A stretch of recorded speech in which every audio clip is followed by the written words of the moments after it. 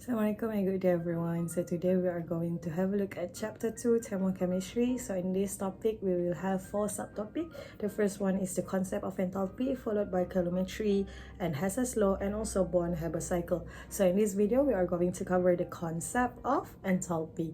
Okay, so these are the learning outcome for this subtopic. So there's quite a lot of them, but most of them are only on the definition. We'll have a look at the standard condition of reaction, and then we'll have a look at the definition of enthalpy and standard enthalpy. And standard enthalpy itself, kita akan tengok ada 6 jenis, and kita akan tengok setiap satu definition dia, and then how to write the thermochemical equation for each of the standard enthalpy, and then kita akan tengok energy profile diagram for the first 3 standard enthalpy only. Okay, so thermochemistry, what is it? So it is a study of heat change in chemical reaction. So almost all chemical reaction absorb or release energy, meaning some of reaction akan undergo exothermic reaction, ada yang akan undergo endothermic reaction then. Okay, so when a reaction takes place, the heat content of a system will change. So the heat content of a system is known as the enthalpy of the system. So this is the definition of enthalpy. Okay, the enthalpy is the heat content of a system. Okay, so enthalpy itself, kita akan guna simbol H. Okay, so it refers to the total value of energy of a system. So the unit for enthalpy is in joule. So the total enthalpy of a system cannot be measured directly. So that is why instead of kita measure H satu-satu, kita akan measure change in enthalpy, delta H. Okay, it is more useful quantity than the absolute value of the enthalpy itself. So the change in enthalpy is also known as the heat of reaction. So delta H tu sama ada kita panggil enthalpy, change in enthalpy, ataupun kita panggil dia sebagai heat of reaction.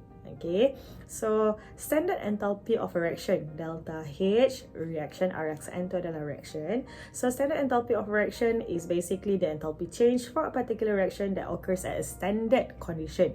So we have to know lah apa standard condition dia pula. Okay, so yang dalam kotak biru tu, itu ada definition untuk standard enthalpy of reaction. Okay, so standard condition for the measuring enthalpies are, the first one, temperature dia mestilah 25 degrees Celsius. Meanwhile, the pressure must be 1 atm. And in terms of the molar concentration, it must be 1 molar.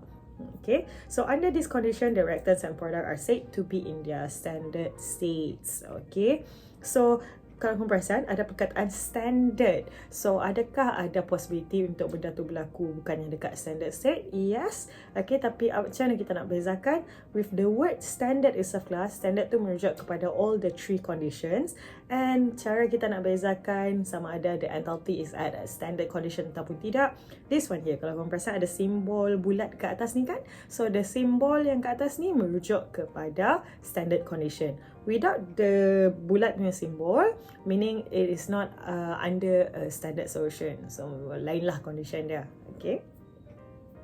Right, so these are the 6 enthalpy yang kita akan tengok hari ni. Kita akan tengok one by one the definition and then macam mana kita nak tulis equation dia terus. Okay, so first one, let's have a look at the enthalpy of formation class.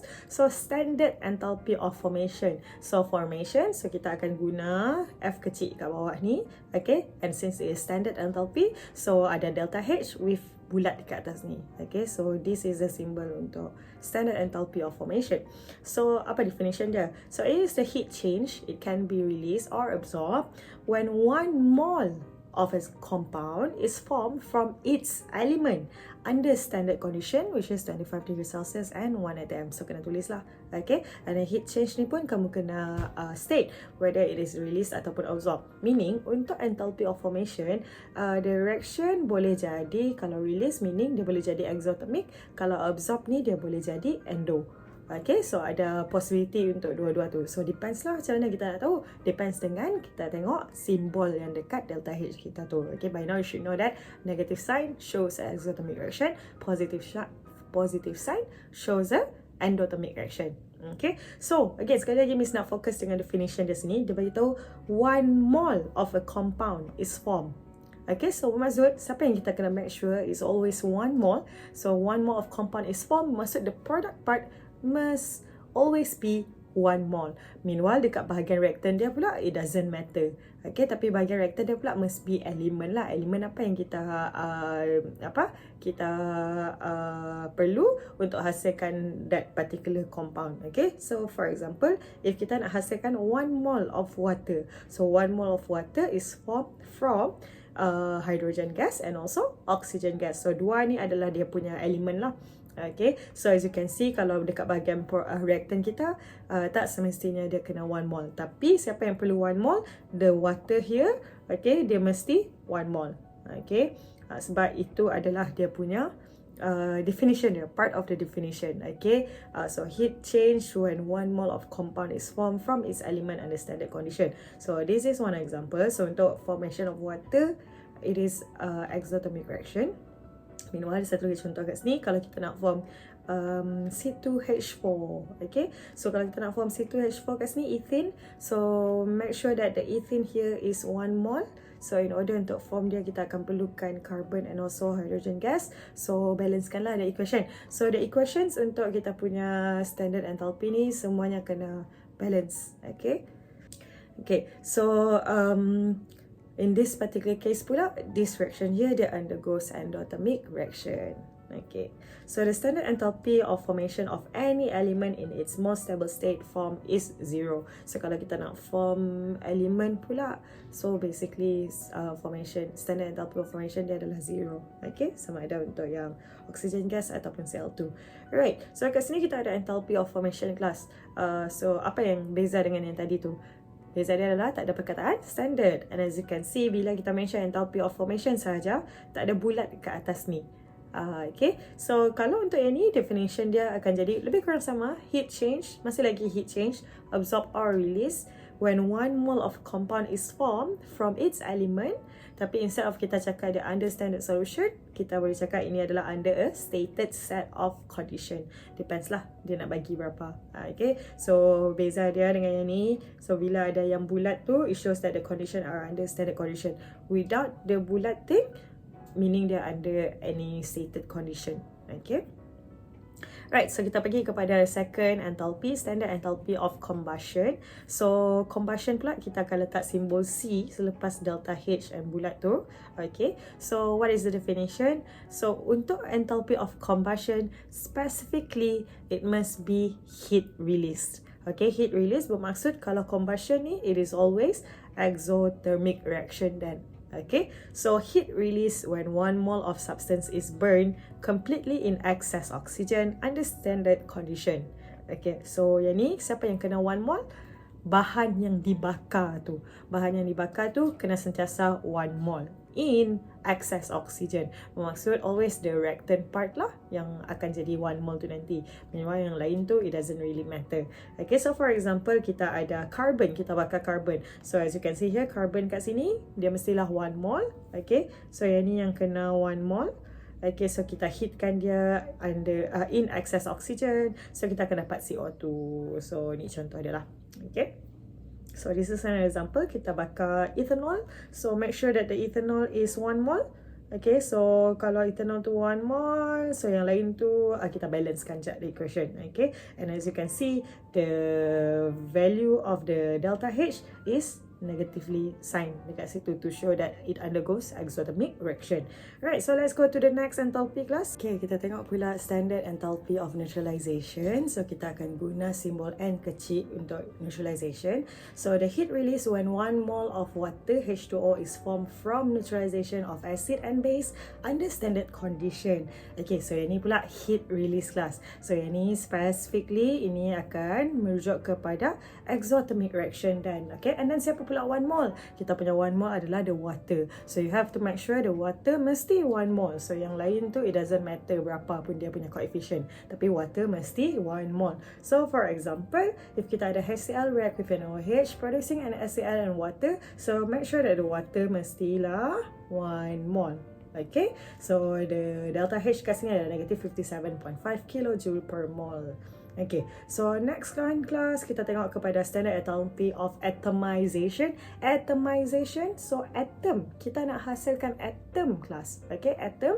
So apa definition dia dan? So ini pula adalah the heat absorb. So untuk atomization specifically mesti absorb kat sini. So dia adalah endo. Okay, so dia akan sentiasa positive value dan. Okay, so the heat absorb when 1 mole of gaseous atom. Okay, so dah lah kita kena hasilkan atom, 1 mole atom, and atom yang kita nak hasilkan mesti dalam phase gas. Okay, so dia mention gaseous atom is formed from its element under standard condition. So for example, okay, lepas ni kita tengok example. So kat sini Mrs. nak pesan yang the value of kita punya enthalpy atomization is always positive because it involve only breaking of bonds. So untuk kita breakkan something, we need to absorb energy kan untuk kita breakkan something. So that is why the value is always positive dekat sini. Okay, so for example, kalau kita ada sodium solid, okay, so dekat sini walaupun sodium tu sendiri dah atom dah, tapi dia adalah dalam solid phase. So kita nak hasilkan dalam bentuk gas. So that's why tetap ada equation yang kita akan tulis lah, daripada sodium solid menghasilkan gas sodium. Okay, so the delta H untuk yang ni adalah positive 109 kJ per mole. Or another example, kalau kita ada chlorine gas, okay, so chlorine gas initially dia adalah molecule Cl2, and tapi kita bila dia undergoes atomization ni kita akan hasilkan Cl atom. Okay, so specifically dia perlulah dalam bentuk gas juga. So yang ni kena balancekan lah and make sure that dekat bahagian kita punya produk tu yang perlulah 1 mole.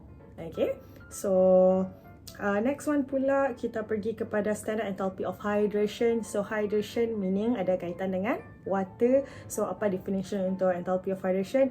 So the heat change when 1 mole of gaseous ion. Gaseous ion, dia perlu dalam bentuk gas, at the same time dia adalah ion. Okay, hydrated in water under standard condition. Okay, heat change. So kat sini kita guna perkataan heat change sahaja. So tak perlu be specific then whether it is absorb ataupun release. Okay, so kat sini kita pakai heat change saja because there might be possibility ada reaction yang undergoes exothermic, ada reaction yang undergoes endothermic. Okay, so for example, kalau kita ada sodium ion, so make sure sodium tu dalam bentuk ion, satu lagi dia perlu dalam gas phase, and then kita hydratekan dia dalam water, and then kita akan dapat aqueous solution. Dan so siapa yang perlu 1 mole kat sini? This part, sebelah kiri ni. Okay, bahagian sebelah kiri ni kita punya ion yang kita nak masukkan dalam water tu, itu yang kena dalam gas phase. Okay, and then later on once kita dah hydratedkan dia akan jadi aqueous solution. Okay.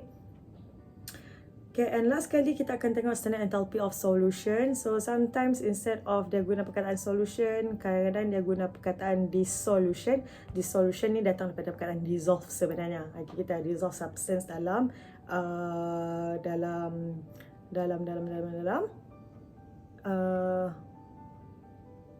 bukanlah selain daripada water.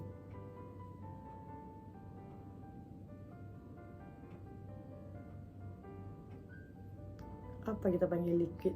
Pelarut pelarut. Mesti tak ingat apa perkataan dia dalam English tiba-tiba, tapi pelarut lah, pelarut. Oh, pelarut in English, oh my God, it's okay. Alright, okay, I'm pretty sure you have figured it out. Okay, so enthalpy of solution, the heat change when 1 mole of substance is completely dissolved in water to form a very dilute solution under standard condition. So it's different compared to hydration tadi kelas, sebab hydration tadi dia perlukan 1 mole of gaseous ion. Okay, 1 mole of gaseous ion specifically. Tapi untuk yang solution ni 1 mole of a substance, meaning it can be dalam bentuk molecule, it can be dalam bentuk atom and so on. Okay, so 1 mole of a substance is completely dissolved in water to form a very dilute solution. So for example, kalau kita ada KCl, so KCl as you can see dia dalam solid form. Okay, so KCl ni yang kita kena make sure dia adalah 1 mole. Okay, substance apa yang kita nak masukkan dalam water tu, itu yang kita kena make sure dia jadi 1 mole. So bila dia completely dissolved in water, dia akan hasilkan ion in aqueous solution then. Okay, so settle lah kita punya standard enthalpy semua tu. Okay, so make sure that you take note siapa yang perlu 1 mole, and then dia adalah perubahan daripada apa jadi apakah, and then at the same time kamu kena take note that whether the heat is released ataupun the heat is absorbed for certain standard enthalpies. Tapi kalau untuk enthalpy solution hydration, kita boleh just letak je heat change, tapi yang lain tu be specific sama ada absorb ataupun release. Except for formation, kamu kena letak dua-dua dan okay, untuk yang tu kamu kena tulis juga yang absorb or release tu. Tapi untuk solution dengan hydration, cukup untuk letak heat change sahaja. Okay, so next kita pergi kepada thermochemical equation. So thermochemical equation is a balanced chemical equation that shows the enthalpy change of a reaction with its value and sign written on the right side of the equation. Okay, so thermochemical equation bukan setakat perlu ada equation, tapi kena tulis juga delta H dia. Delta H dia pula kena ada sign sekali, positif kan negatif, to show it is exo ataupun endo. Okay, so stoichiometric coefficient pula always refer to the number of mole of substance.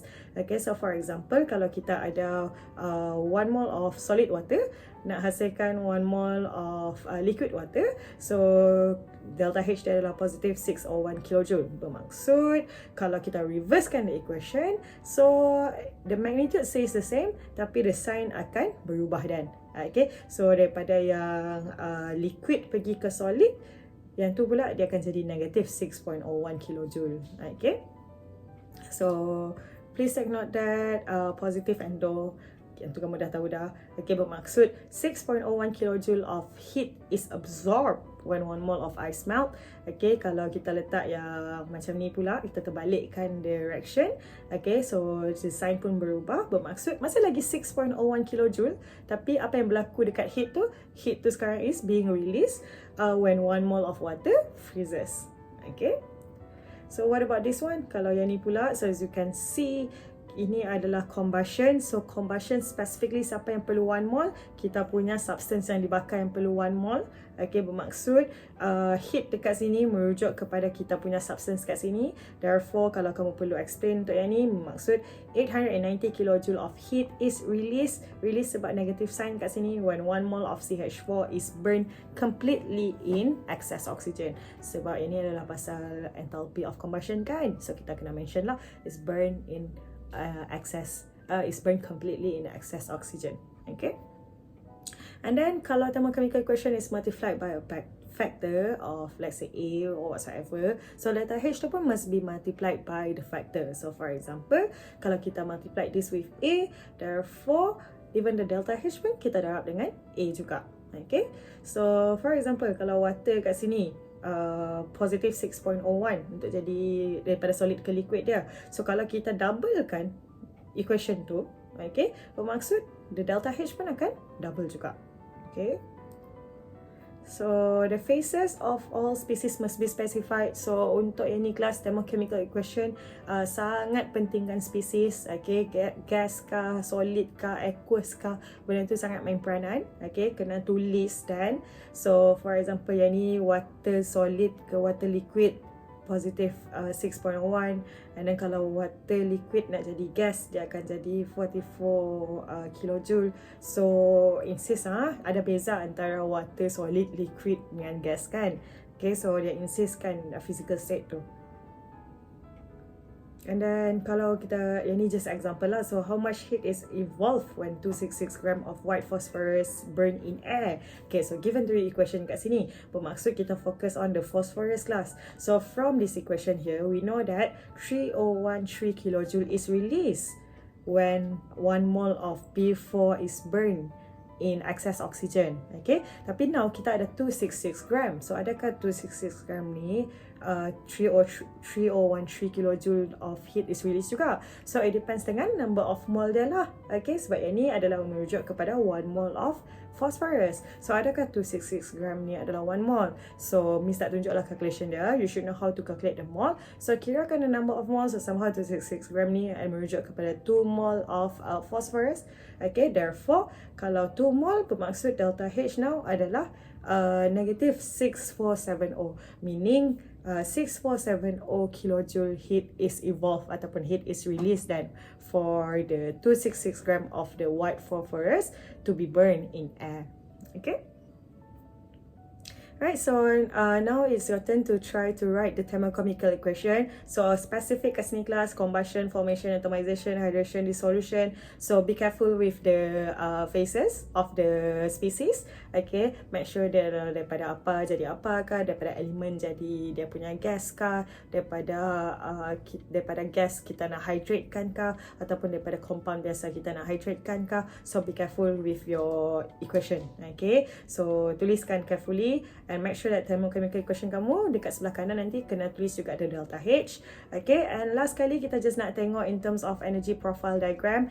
You should by now know how to draw untuk exothermic dengan endothermic. Tapi kat sini ada benda lain sikit yang Miss nak fokuskan. So kalau ini adalah exothermic reaction, okay, bermaksud in terms of energy untuk kita punya reactant dia lagi tinggi kan daripada dia punya produk. Okay, so kamu patut tahu yang this part kat mana kita nak labelkan untuk dapatkan the delta H, kat mana kita nak labelkan untuk dapat delta EA, activation energy. Cuma kat sini dia tak fokus dekat activation energy reverse.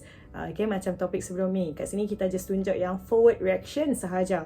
Okay, so there's another formula class untuk kira delta H. Okay, so as you can see, energy, enthalpy, heat content untuk reactant is higher compared to the product. Okay, so enthalpy of product is less than enthalpy of reactant. So delta H sebenarnya kita boleh kira the total enthalpy of product minus total enthalpy of reactant. Okay, so since product punya value is lagi kecil daripada the reactant, that's why kamu akan dapat negative value of delta H. Okay, so negative because the heat content of the product is lower than the heat content of reactant.